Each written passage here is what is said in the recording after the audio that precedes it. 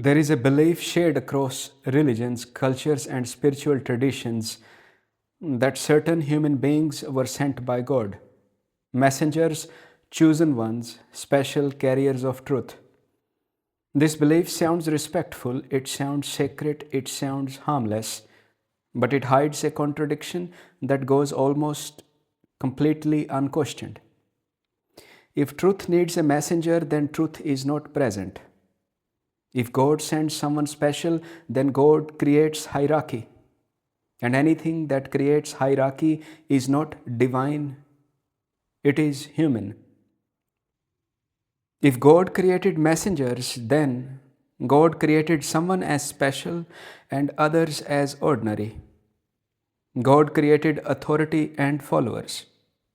God created those closer to truth and those further away.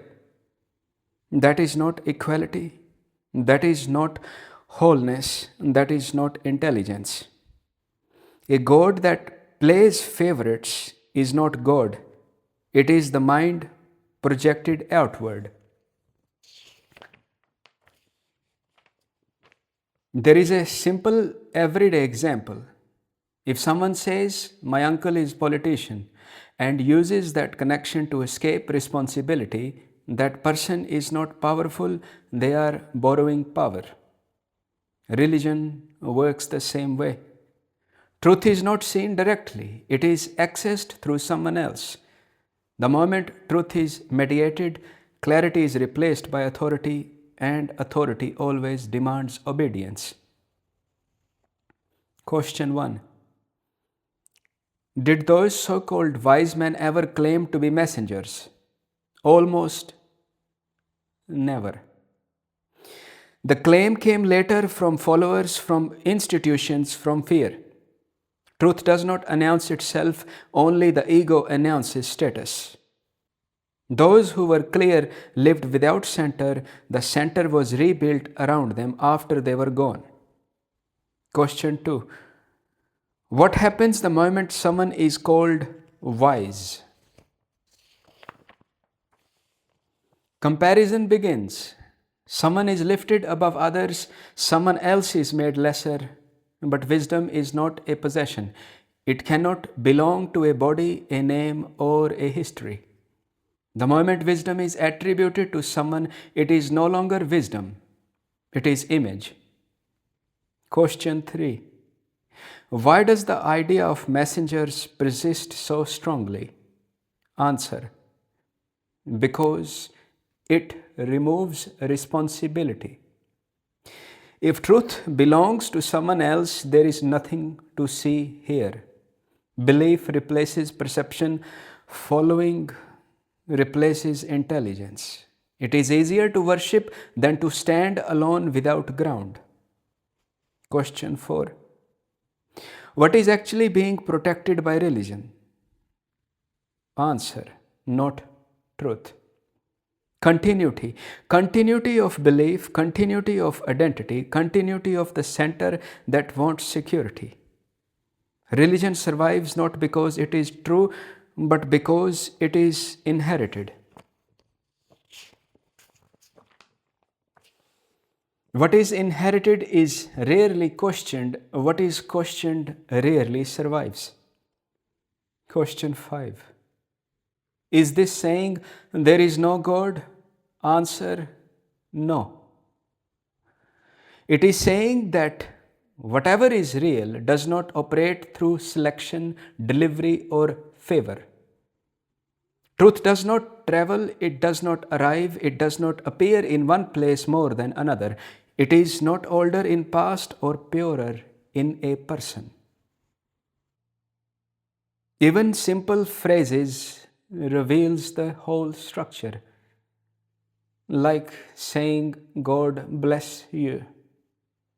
As if words could instruct the divine, as if blessing were conditional, as if someone stood closer to God than another. That is not reverence, that is the center quietly asserting itself. If God created one human being as more awake than another, then God creates inequality. If God speaks through one mouth more than another, then God is divided. If God needs representation, then God is incomplete. And whatever is incomplete is not what religion claim it to be. Truth has never needed delivery. It has never been owned, never been delayed, never been improved. The idea of messengers exists only because perception was replaced by belief. The moment belief ends, the entire structure collapses without conflict, without argument. Truth does not send representatives, it does not appoint bodies, it does not create lineages, it does not belong to history, scripture, or voice. It is what remains when the need of authority ends. And that has never been absent, only overlooked. There is nothing here to follow, nothing to learn, nothing to remember. What can be learnt belongs to past, picked up, and you learnt it, became old beliefs, your beliefs.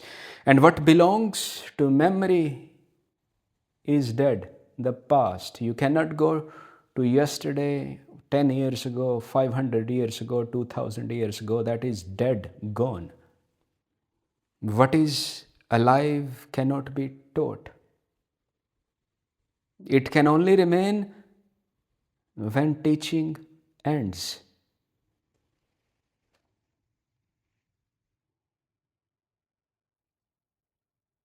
God does not need any bodies, anyone to represent himself or itself or whatever God actually is.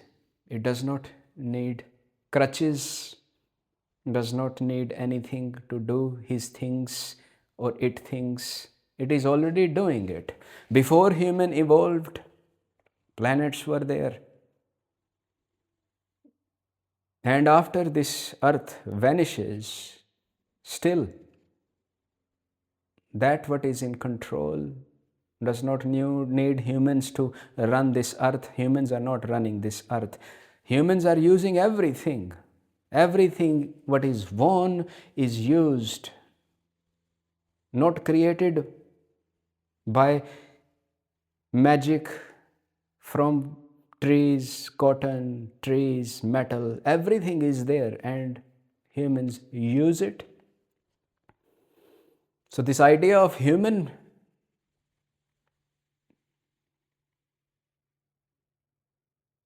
becoming more than other human is just an idea.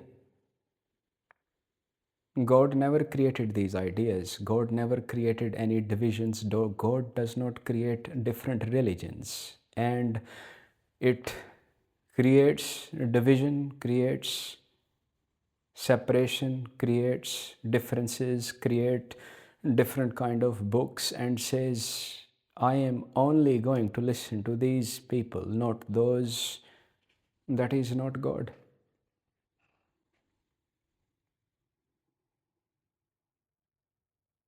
And what is not even God, because it cannot be defined by any name at all. And it cannot be learnt. Only when the learning ends, when the center ends, then who is remained to define it? No messenger can define it because messenger is not there. The messenger left its own center, its own ego.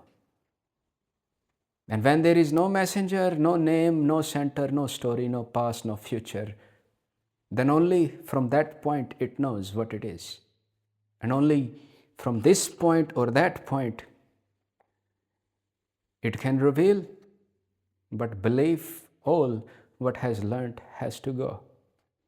Notions, ideas, concepts, all of it. They are the one that stopping you seeing clearly. That's the web.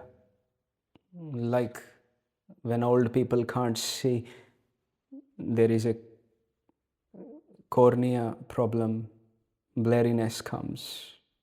The vision is there at the back, but now the doctor has to replace and put a lens in, and then the vision comes back. These all beliefs are just like that. Over time, thousands of years ago, now they are blinding you. The vision is already there, within all the same. And that sameness does not divide, does not create one hierarchy and puts the rest low. It is the same.